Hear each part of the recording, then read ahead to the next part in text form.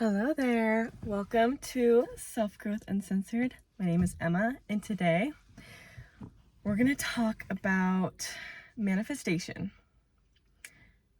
What it is, what I think it is, how I perceive it. We're going to talk about perception and how the whole idea of thoughts and how those are what create your reality isn't going deep enough.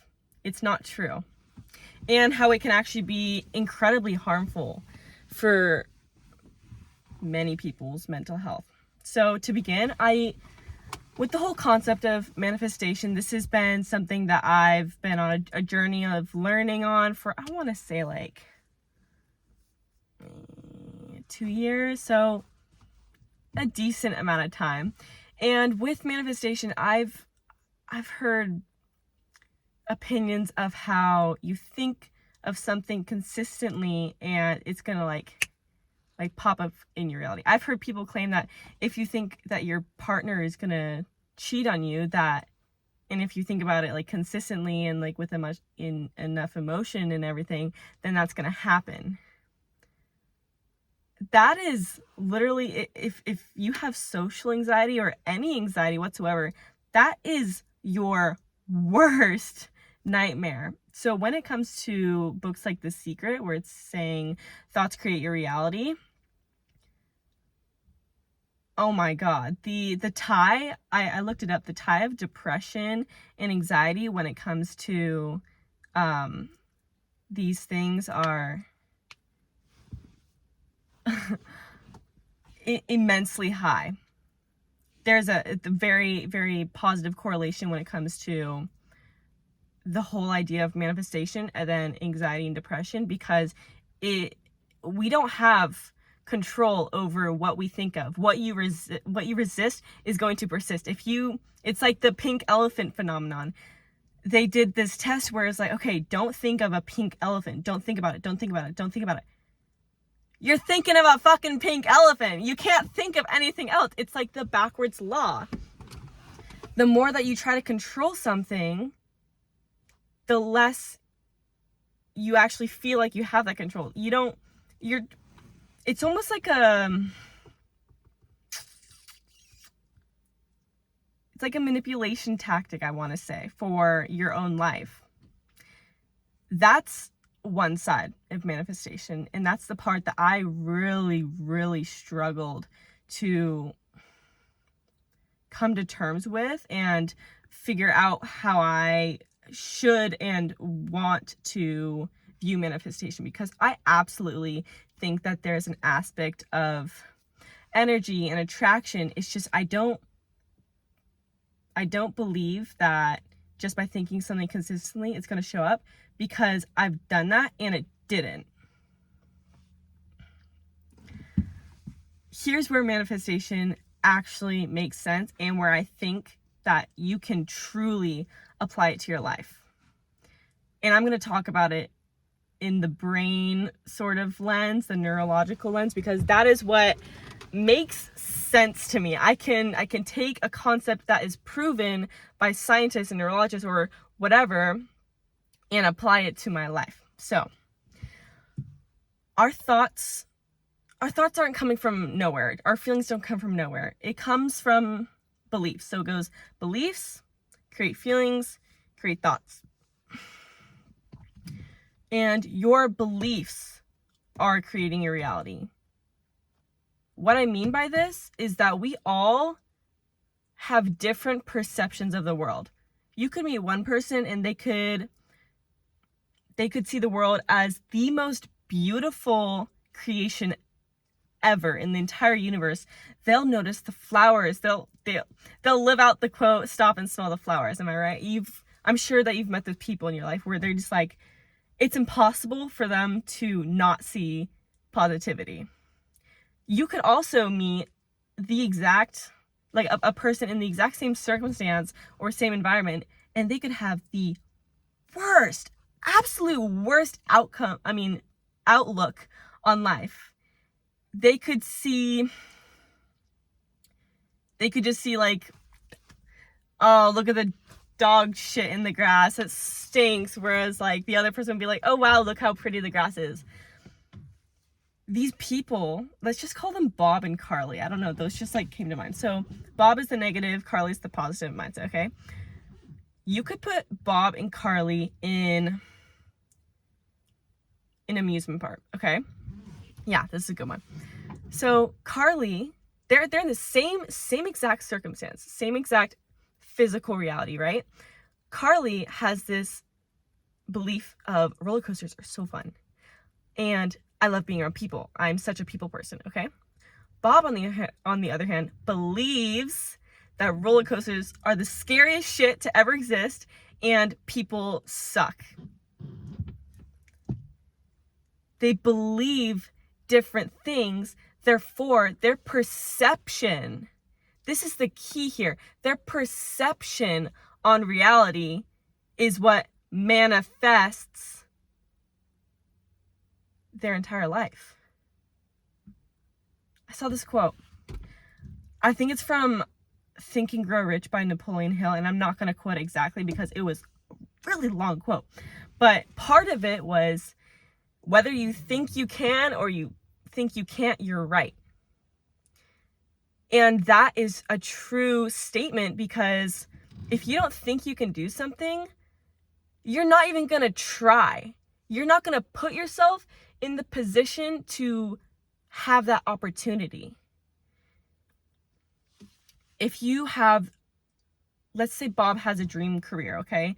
His dream career is to be, what's a career? A lawyer, okay? But Bob believes that he's not smart enough to get through the law school. He doesn't think he's smart enough. Do you think Bob's gonna put himself in the position to even apply to a school? If he thinks that he can't do that, he's not going to give himself the opportunities. It's going to be a self-sabotaging behavior, and that's stemming from his beliefs. Whereas Carly over here, okay, Carly, what does Carly want to be? Carly wants to be a singer, okay? She just believes in herself so strongly. She's taken the time to build up her confidence, feel good and stable in herself. She's taken that time to grow and really see the world through a positive outlook, a positive mindset, okay? Carly, with this perception, with this mind, is going to notice all of the little opportunities. It's not that Bob doesn't have opportunities, it's that he is blinded by his perception. That's where it comes on. It's all about perception, because if you're so closed off to beautiful things and positive outlook, how can you expect to see? You've wired your brain to look for the negative. Those positive things are still there. But your brain, it's okay, so you have the subconscious and the conscious mind, okay? The conscious is like, oh, I can think that I'm thinking right now. I'm talking right now. My arm is moving up and down right now.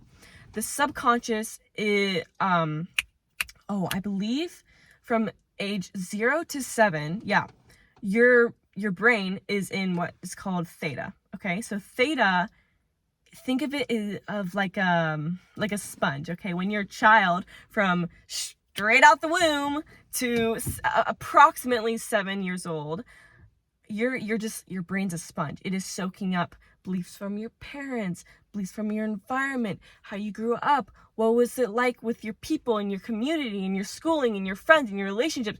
It's just like, it's bringing it all in, and your brain, it takes that and it's going to form this belief, this belief, this belief. So if you grew up with a narcissistic parent, for example, your brain is going to have trust issues. It's going to have, how do I phrase this? however you grew up and whatever you were taught, we all internalize that to mean something about us when we're kids. When we're kids, 0 to 7, we are taking everything, everything personally. And we all think that has to do with me. So if your parents divorced as a child, this is why it's so difficult to think back to memories when we were little, is because it's all stored in our subconscious. We weren't quite conscious of like us being like alive, or like I have a brain or something, because your brain was in theta, okay? So if your parents divorce, you will think that's your fault. You'll think it has to do something with you, and that might manifest as lack of self-worth. And the thing with these beliefs is that you will carry them on forever unless you make the conscious decision to become aware of what your beliefs are. You don't necessarily have to know where they came from. You just have to know what they are. If you can identify, for example, I have a belief that I'm not good enough. I have a belief that I'm not pretty enough. I have a belief that I'm not capable of accomplishing my dreams. You're going to block yourself from that until you become aware of these patterns in your head and you consciously let it go. Let it go.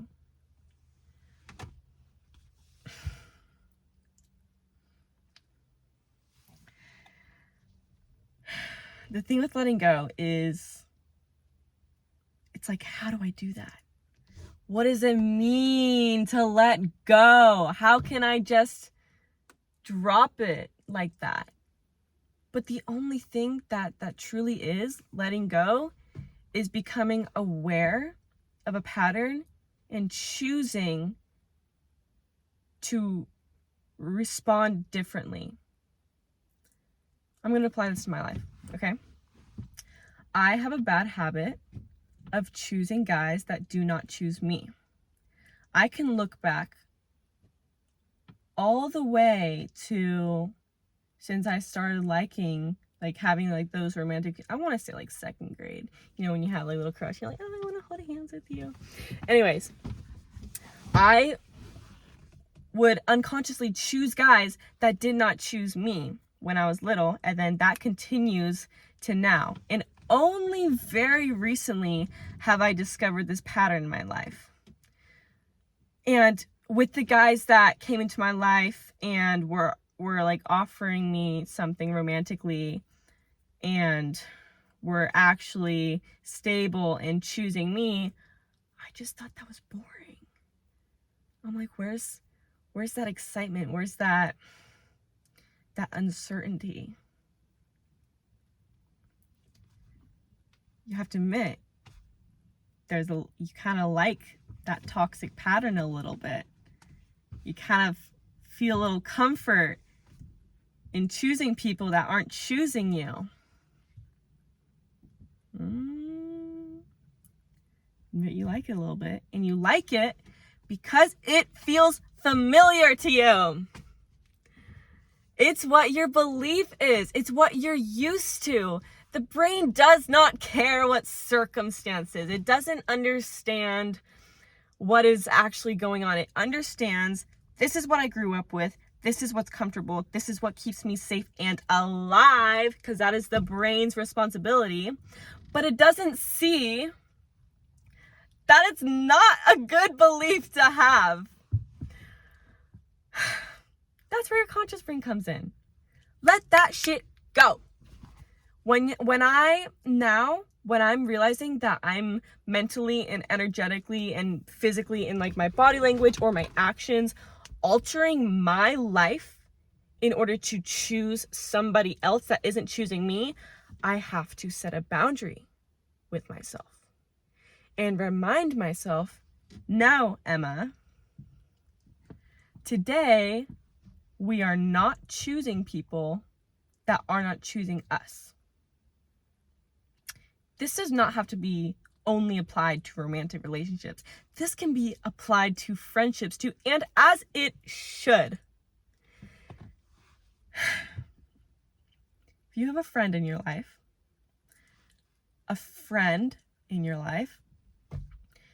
and you are always asking them, hey, you want to hang out? Or when you greet them, you are always going in for the hug, or you are always asking, how are you? First. You always text first, always initiating everything. You're watering a dead plant, hoping that maybe if you give this love to them, if you give them and you show, look at my value, I'm such a good friend, why don't you like me? That's what you're trying to do, because you have a people pleaser mentality. You want validation from other people. And it's okay to want that, because now you're conscious of it. And because you're conscious of, yes, I will admit I want validation from other people. Then from that point, you can start giving it to yourself.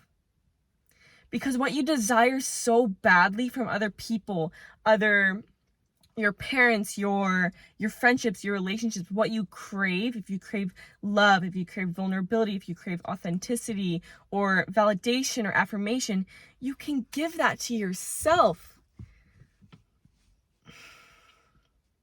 Nobody is ever making you feel anything. You are feeling that yourself. It's not like they're grabbing emotion from inside of themselves and throwing it at you. No. You're feeling it in yourself. And this is based off perception too. This is why I'm saying, because that concept was difficult for me to grasp too, as well, as like, no one can ever make you feel anything without your permission. Because I was like, what the fuck? If someone calls me a